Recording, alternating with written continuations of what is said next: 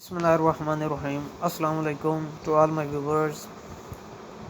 आज हमारा टॉपिक है लाइट की प्रॉपर्टीज़ और इसके इंटरेक्शंस मैटर के साथ। सबसे पहले हम डिस्कस करेंगे लाइट की प्रॉपर्टीज़ को। लाइट क्या है? लाइट एक इलेक्ट्रोमैग्नेटिक रेडिएशंस है जो वेव्स प्रॉपर्टी रखती है, और हमें पता है कि इलेक्ट्रोमैग्नेटिक स्पेक्ट्रम को उसके वेवलेंथ के लिहाज से डिफरेंट बैंड्स में डिवाइड किया गया है। विजिबल लाइट है वो नैरो ग्रुप ऑफ वेवलेंथ्स को रिप्रेजेंट करती है जिनकी रेंजेस 380 नैनोमीटर से 730 नैनोमीटर तक होती हैं। हमारी आइज़ डिफरेंट कलर्स को इंटरप्रेट करती हैं डिफरेंट वेवलेंथ्स के लिहाज से। अगर तो सिंगल वेवलेंथ मौजूद है विजिबल रीजन्स में तो वो सर्टन कलर को इंटरप्रेट कराएगी। मैं एक और बात बताता चलूँ कि अगर सिंगल वेवलेंथ मौजूद है लाइट में तो उसे मोनोक्रोमेटिक लाइट भी कहते हैं, और अगर तमाम वेवलेंथ्स जो विजिबल लाइट की वो मौजूद हैं तो कलर वाइट नज़र आएगा, और अगर कोई भी वेवलेंथ मौजूद नहीं है विजिबल रीजन में तो कलर डार्क नज़र आएगा।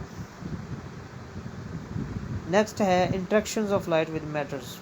इसमें हम डिस्कस करेंगे लाइट की वेलोसिटी को और रिफ्रैक्टिव इंडेक्स को।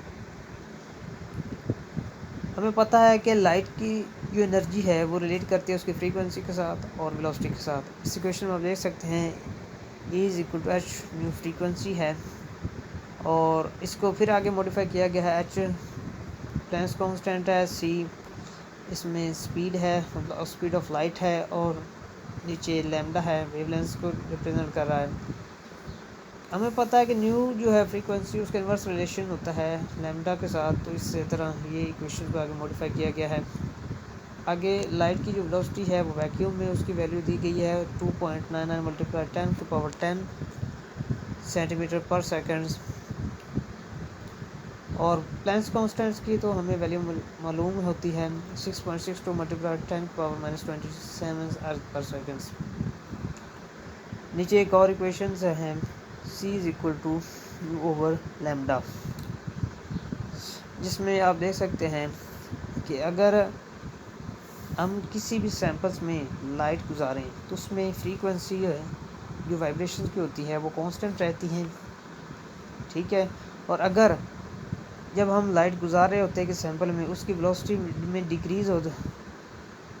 उसकी वेलोसिटी डिक्रीज़ कर जाती है लाइट की, तो उसकी वेवलेंथ भी डिक्रीज़ करेगी। ये इक्वेशन इसी चीज़ को जाहिर कर रही है।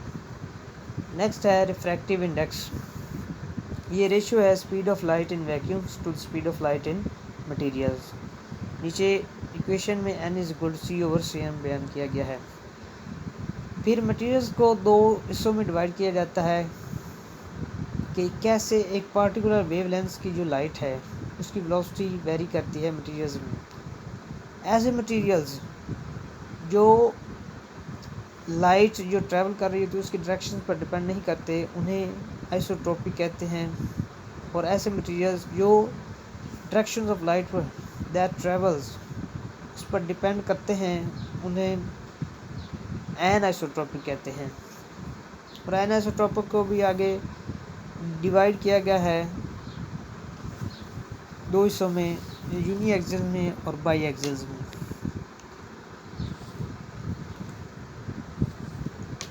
इसी टॉपिक में हम अब नेक्स्ट पढ़ेंगे अब्जॉर्प्शन और मिशन ऑफ फोटॉन को, कि कैसे इलेक्ट्रोमैग्नेटिक रेडिएशंस किस मैटर पर पड़ती हैं, उसमें उस मैटर में ट्रांजिशंस होती हैं। इसमें देख सकते हैं अब्जॉर्प्शंस हो रही है एनर्जी को अब्जॉर्ब करके, कैसे ग्राउंड स्टेट से एक्साइटेड स्टेट्स में गई है स्पीशीज़, और फिर एमिशंस में आप देखें कि कैसे एक्साइटेड स्टेट से ग्राउंड स्टेट्स में स्पीशीज़ आई है एनर्जी को इमिट करते हुए। ऐसे मटेरियल्स जो काफ़ी हद तक अब्जॉर्बिंग करते हैं वो बियर्स-लैम्बर्ट्स लॉ को भी करते हैं। बियर्स-लैम्बर्ट्स लॉ आपको पता है कि उसमें जो अब्जॉर्बेंस होती है वो डायरेक्टली प्रोपोर्शनल होती है कंसंट्रेशन के बराबर, ठीक है। ये नीचे इक्वेशन दी गई है इसमें log 10, ये आगे इंसिडेंट इंटेंसिटी को भी बयान कर रही है। उसके बाद इंसिडेंट इंटेंसिटी ओवर इंटेंसिटी जो होती है इक्वल टू है अब्जॉर्बिविटी, एल जो है वो पाथ लेंथ को बयान कर रहा है, सी कंसंट्रेशन को। इसी तरह से हमें अब्जॉर्बेंस मालूम हो जाती है, और अगर हमें अब्जॉर्बेंस मालूम हो जाए तो हम ट्रांसमिटेंस भी निकाल सकते हैं। इसमें नेक्स्ट हम पढ़ेंगे जो रिलेशनशिप है, जो इम्पोर्टेंट रिलेशनशिप है वो है फ्रीक्वेंसी और वेवलेंथ का रिलेशनशिप्स। हमें पता है कि C is equal to nu lambda, मतलब C is equal to nu lambda. अगर हम फ्रीक्वेंसी को बढ़ाते जाएंगे तो वेवलेंथ कम होती जाएगी। नेक्स्ट रिलेशनशिप है वेवलेंथ, फ्रीक्वेंसी और एनर्जी का। जितनी ज़्यादा एनर्जी होगी उतनी ज़्यादा फ्रीक्वेंसी होगी और उतनी ही वेवलेंथ कम होगी। ऊपर वाले रूल में आपको बताया गया था कि वेवलेंथ और फ्रीक्वेंसी के बारे में, जैसे फ्रीक्वेंसी बढ़ेगी वेवलेंथ कम होती जाएगी।